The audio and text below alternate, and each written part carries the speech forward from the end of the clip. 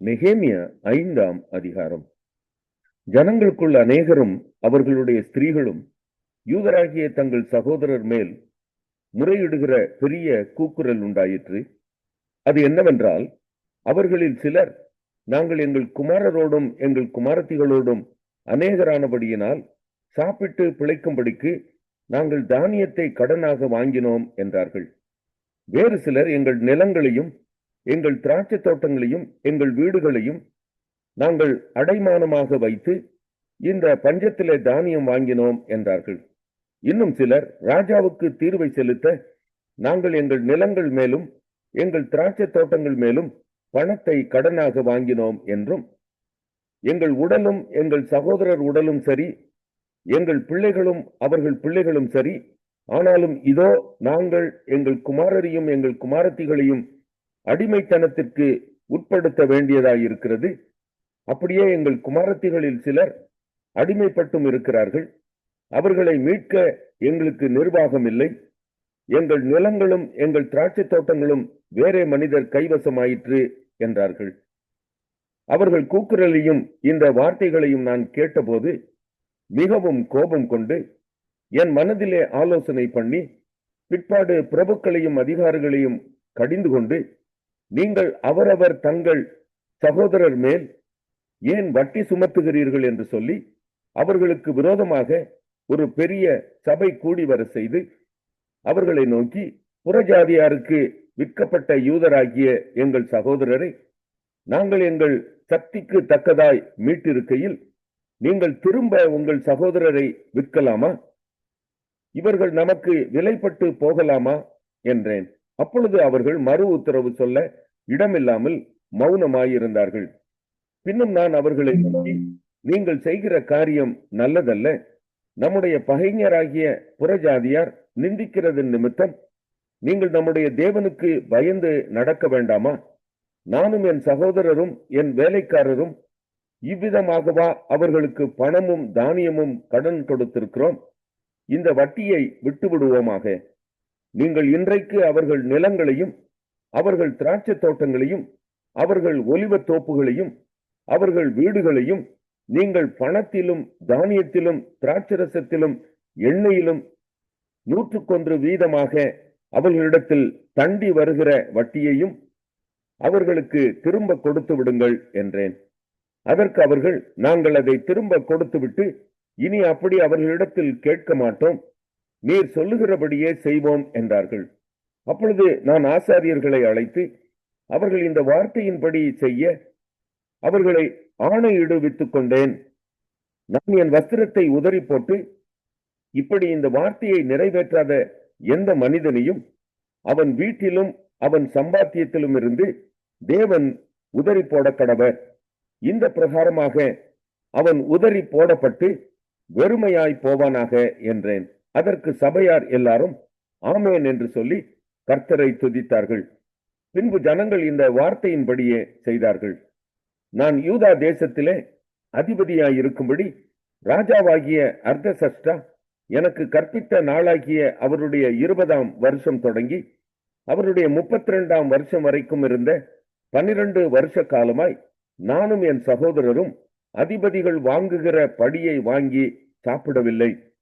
எனக்கு முன்னிருந்த அதிபதிகள் ஜனங்களுக்கு பாரமாயிருந்து அவர்கள் கையிலே அப்பமும் திராட்சரசமும் வாங்கினதும் அல்லாமல் 40 சேக்கல் வெள்ளியையும் வாங்கி வந்தார்கள். அவர்கள் வேலைக்காரர் முதலாய் ஜனங்கள் மேல் அதிகாரம் செலுத்தினார்கள். நானோ தேவனுக்கு பயந்ததினால் இப்படி செய்யவில்லை. ஒரு வயலையாவது நாங்கள் கொள்ளவில்லை. அந்த அலங்கத்தின் வேலையிலே முயன்று நின்றேன். என் வேலைக்காரர் அனைவரும் கூட்டமாய் அந்த வேலைக்கு கூடி வந்தார்கள்.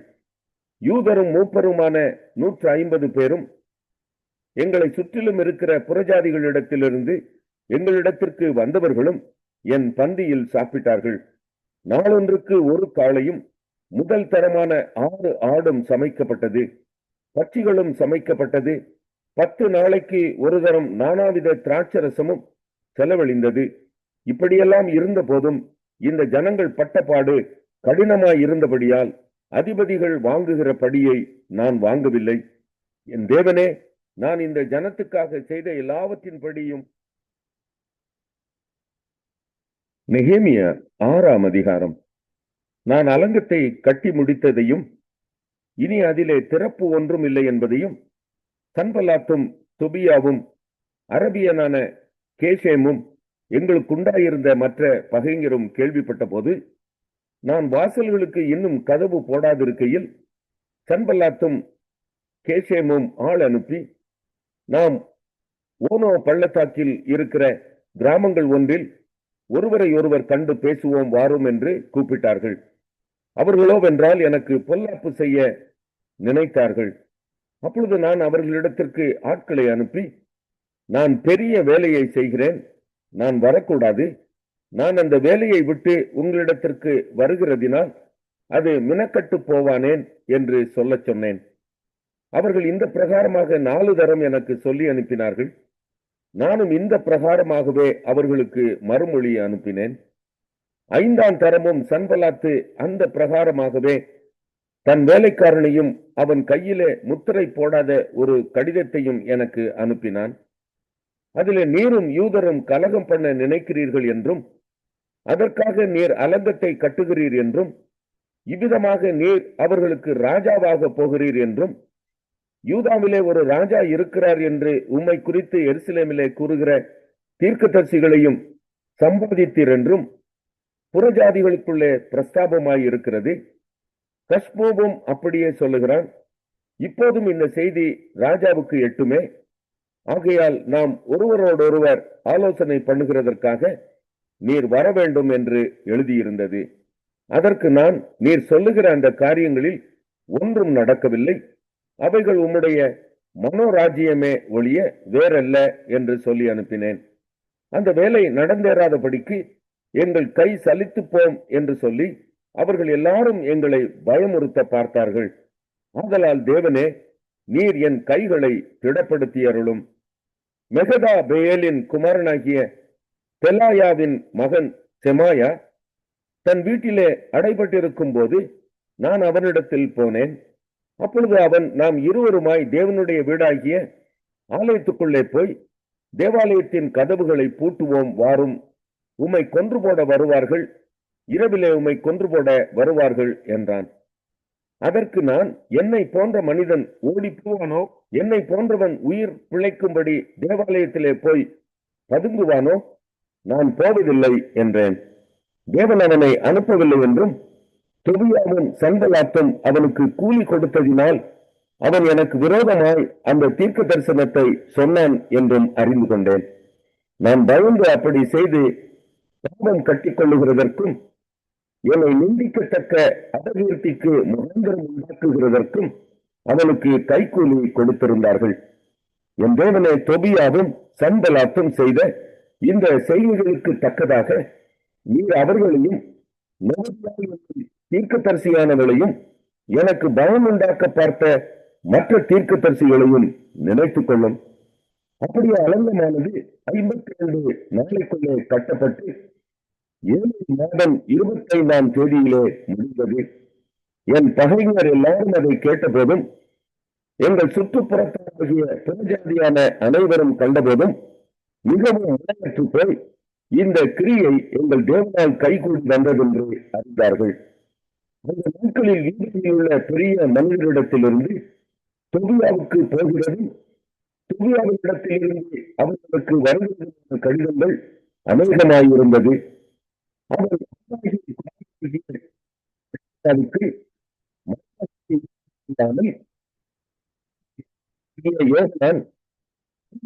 குமாரனாகிய மெசுல்லாமின் குமாரத்தியை விவாகம் பண்ணியிருந்தபடியாலும் யூதாவில் அநேகர் அவனுக்கு ஆணையிட்டுக் கொடுத்திருந்தார்கள். இவன் செய்யும் நன்மைகளையும் அவர்கள் எனக்கு முன்பாக விவரித்து என் வார்த்தைகளை அவனுக்கு கொண்டு போவார்கள். தொபியா எனக்கு. யோவேல் 1ஆம் அதிகாரம். பெத்துவேலின் குமாரனாகிய யோவேலுக்கு உண்டான கர்த்தருடைய வசனம். மிதியோரே, இதை கேளுங்கள், தேசத்தின் சகல குடிகளே செவி கொடுங்கள். உங்கள் நாட்களிலாவது உங்கள் பிதாக்களின் நாட்களிலாவது இப்படிப்பட்டது சம்பவித்ததுண்டா? இதன் செய்தியை உங்கள் பிள்ளைகளுக்கு தெரிவியுங்கள். இது உங்கள் பிள்ளைகள் தங்கள் பிள்ளைகளுக்கும் அவர்கள் தங்கள் பிள்ளைகளுக்கும் சந்ததியாருக்கும் தெரிவிக்க கடவர்கள்.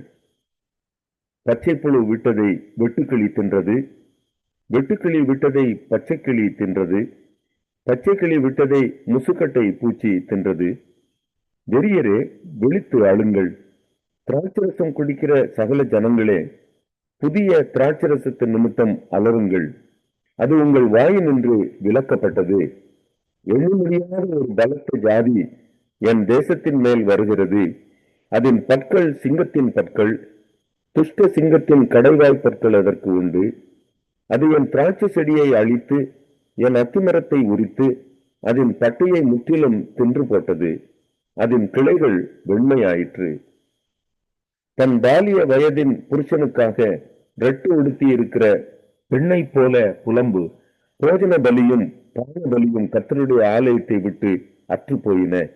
கர்த்தரின் ஊழியக்காரராகிய ஆசாரியர்கள் துக்கிக்கிறார்கள். வயல்வெளி பாழாயிற்று, பூமி துக்கம் கொண்டாடுகிறது. விளைச்சல் அழிக்கப்பட்டது, புது திராட்சரசம் வற்றி போயிற்று, எண்ணெய் மாண்டு போயிற்று. பயிரிடும் குடிகளே வெட்கப்படுங்கள், கோதுமையும் வாக்கோதுமையும் இல்லாமற் போயிற்று. திராட்சை தோட்டக்காரரே அலருங்கள், வயல்வெளியின் அறுப்பு அழிந்து போயிற்று. திராட்சை செடி வதங்கி அத்திமரம் சாரமற்று போகிறது. மாதளை, பேரிச்சம், கிச்சிலி முதலிய வெளியின் செடிகள் எல்லாம் வாடி போயின. சந்தோஷம் மனுபுத்திரரை விட்டு ஒளிந்து போயிற்று. ஆசாரியர்களே ரெட்டெடுத்தி புலம்புங்கள், பலிபீடத்தின் பணிவிடைக்காரரே அலருங்கள். என் தேவனுடைய தொண்டரே, நீங்கள் உள்ளே பிரவேசித்து பெற்றெடுத்தவர்களாய் ராத்தங்குங்கள். உங்கள் தேவனுடைய ஆலயத்தில் போஜன பலியும் பானபலியும் செலுத்தப்படாமல் நிறுத்தப்பட்டது. பரிசுத்த உபவாச நாளை நியமியுங்கள், விசேஷித்த ஆசரிப்பை கூறுங்கள். மூப்பரையும் தேசத்தின் எல்லா குடிகளையும் உங்கள் தேவனாகிய கர்த்தரின் ஆலயத்திலே கூடி வர செய்து கர்த்தரை நோக்கி கூப்பிடுங்கள். அந்த நாளின் நிமித்தம் ஐயோ, கர்த்தருடைய நாள் சமீபமாய் இருக்கிறது. அது சங்காரம் போல சர்வ வல்லவரிடத்தில் இருந்து வருகிறது. நம்முடைய கண்களை விட்டு ஆகாரமும் நம்முடைய தேவனின் ஆலயத்தை விட்டு சந்தோஷமும் மகிழ்ச்சியும் நீக்கப்படவில்லையோ? விதையானது மண் கட்டிகளின் கீழ் மக்கி போயிற்று. பயிர் தீர்ந்து போகிறதுனால் பண்ட சாலைகள் பாழாகி களஞ்சியங்கள் இடிந்து போயின. மிருகங்கள் எவ்வளவாய் தவிக்கிறது. மாட்டு மந்தைகள் தங்களுக்கு மேய்ச்சல் இல்லாததினால் கலங்குகிறது. ஆட்டு மந்தைகளும் சேதமாய் போயிற்று. கர்த்தாவே, உம்மை நோக்கி கூப்பிடுகிறேன். அக்கினி வனாந்திரத்தின் மேய்ச்சல்களை பட்சித்தது. ஜுவாலை வெளியின் விருட்சங்களை எல்லாம் எரித்து போடுகிறது. வெளியின் மிருகங்களும் உம்மை நோக்கி கதறுகிறது. நதிகளில் தண்ணீர் எல்லாம் வற்றி போயிற்று.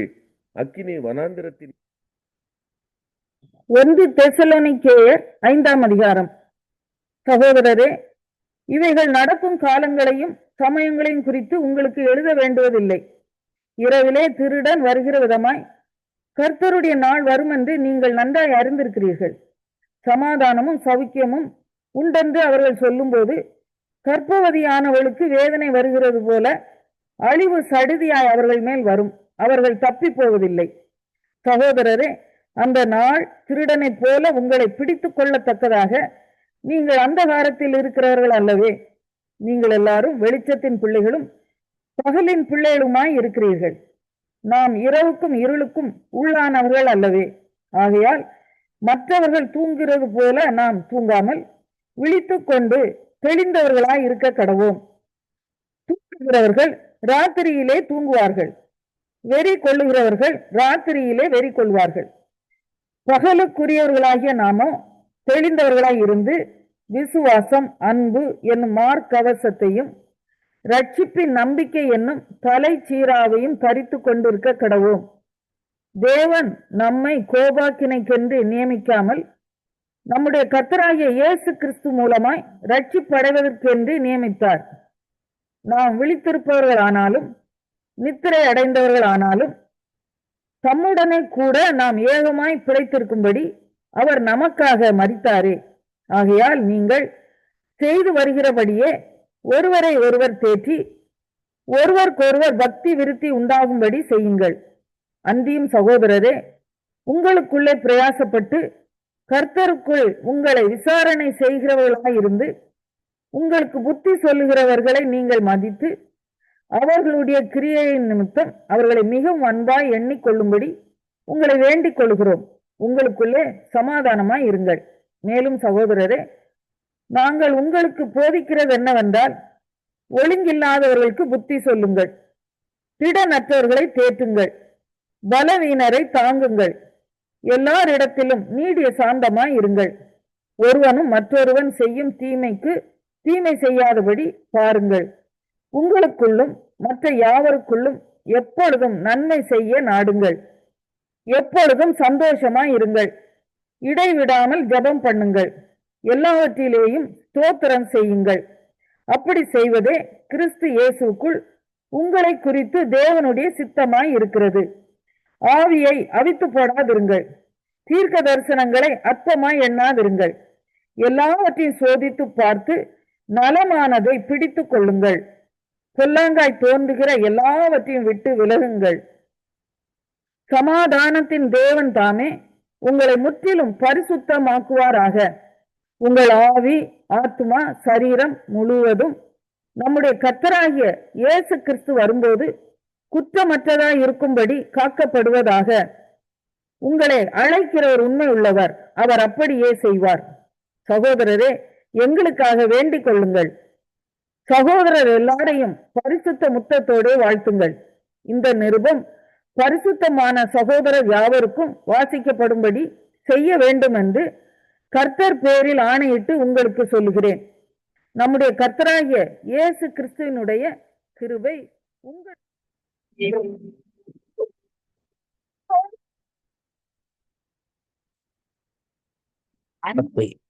ஆண்டவராகிய இயேசு கிறிஸ்துவின் இனிய நாமத்தில் உங்கள் அனைவரையும் நான் வாழ்த்துகிறேன்.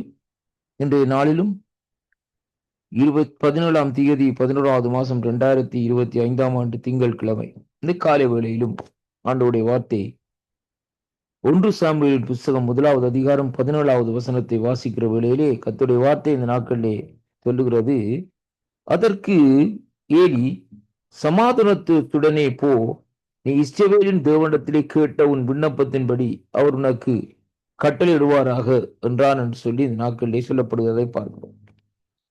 அன்பு பிள்ளைகளே, இந்த நாளிலும் இந்த வார்த்தையை நீங்கள் சற்று திரும்பி பார்ப்பீர்களானால், அன்னாள் என்று சொல்லப்படுகிற ஒரு தாயார், அதாவது தீர்க்கதரிசியாகிய சாமுவேலுடைய தாயார், அவர்கள் இந்த நாட்களிலே குழந்தைகள் இல்லாத நிலையிலே தேவனுடைய சன்னிதானத்திலே போய் இந்த நாட்களிலே அங்கே விண்ணப்பம் பண்ணுகிறதை பார்க்கிறோம்.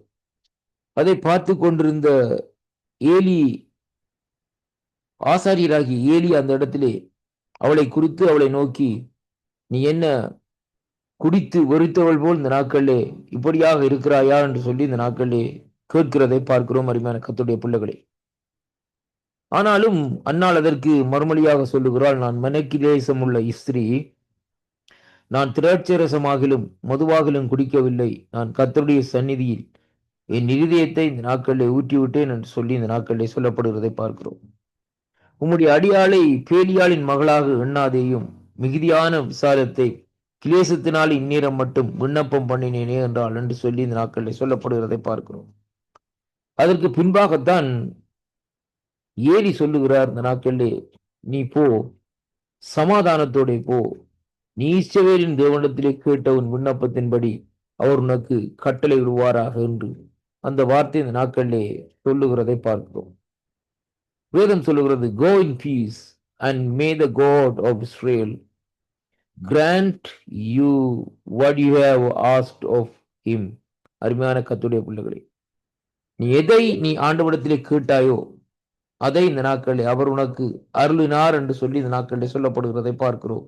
அருமையான கர்த்தருடைய பிள்ளைகளே, அப்படியானால் அருமை பிள்ளைகளே, இந்த நாளிலும் பாருங்கள், இன்றைக்கு தேவனிடத்திலே கேட்கிற விண்ணப்பங்களுக்கு தேவன் பதில் கொடுக்கிறாரா என்பதைத்தான் இன்றைக்கு நாங்கள் பார்க்க வேண்டும்.